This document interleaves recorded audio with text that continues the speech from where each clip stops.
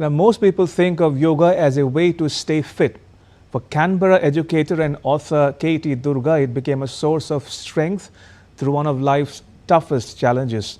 A breast cancer survivor, Katie now uses the lessons she learned through yoga and meditation to support other women facing illness, recovery and change. DD India's Nazia Alvi has more. Most people think of yoga as a way to stay fit. For Canberra educator and author Katie Durga, it became a source of strength through one of life's toughest challenges. A breast cancer survivor, Katie now uses the lessons she learned through yoga and meditation to support other women facing illness, recovery and change. In a Canberra studio, Katie Durga guides students through yoga and mindfulness, but her journey stretches far beyond the classrooms. For more than 2 decades, she has studied yoga philosophy, meditation, and the spiritual traditions of India. The teachings resonated so deeply that Katie Walsh eventually became Katie Durga, taking inspiration from the Hindu goddess Durga. My first trip to India was over 30 years ago, and I found myself in my soul home, Kashi, Varanasi, and I was practicing spiritual yoga by the banks of the Ganga with the community, the local community, and I didn't really understand at the time what was happening. I just knew that I absolutely fell in love with the practice. That journey eventually led her into a different kind of challenge. When Katie was diagnosed with breast cancer, the philosophy she had spent years studying became something she relied on every day. Yoga and meditation helped her navigate treatment, uncertainty, and recovery.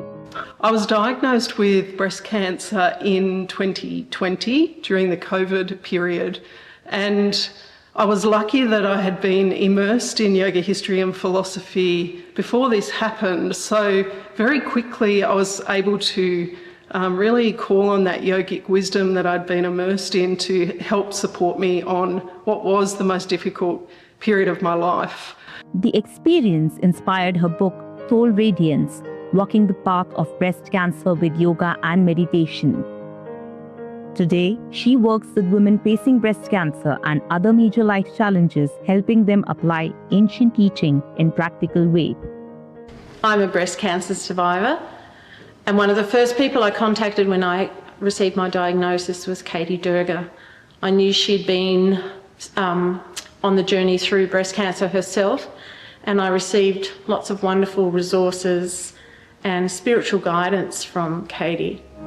Beside her teaching, Katie is documenting the stories of women whose contributions to yoga have often gone unrecognized. I am also blessed to be currently researching women in yoga history, so I'm travelling to India to gather stories of female saints, philosophers, sages, and also householder women, and really understanding the imprint that women have had on the evolution of yoga over the years. Such an important story, I think, that we need to tell.